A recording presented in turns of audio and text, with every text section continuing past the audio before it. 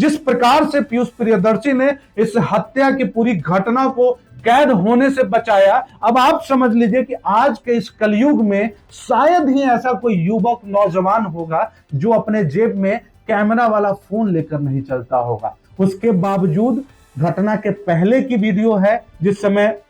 White colour की धोती और लुंगी पहने हुए दुलारचंद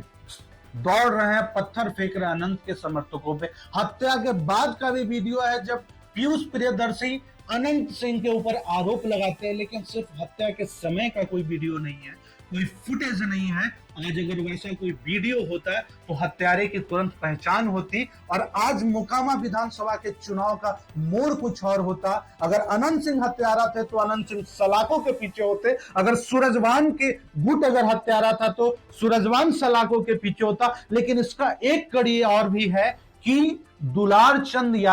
यादव जो है वो अनंत सिंह के पुराने साथी और सहयोगी रहे हैं। नीलम सिंह को भी चुनाव जिताने में दुलारचंद ने एड़ी चोटी एक लगाया था, यानी अनंत सिंह के पुराने सहयोगी रहे और इन दोनों ने मिलकर टाल के एरिया को सुरक्षित किया था। अब ऐसी कोई भी विकल्प नहीं था अनंत सिंह के पास कि अगर दुलारचंद यादव जो है अगर उनकी हत्या से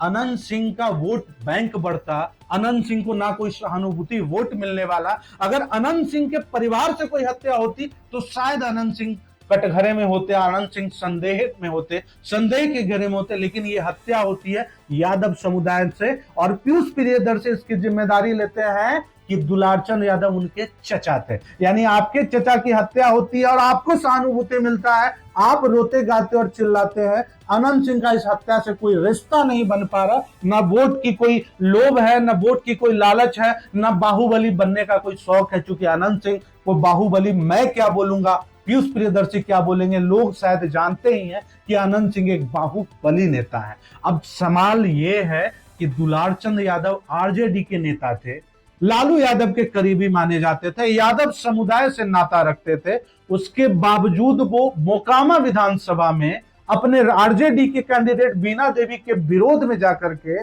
पीयूष प्रियदर्शी के लिए चुनाव का प्रचार कर रहे थे। अब इसकी गुत्थी को सुलझाने के लिए बहुत कड़ी विवेचना की जरूरत है, बहुत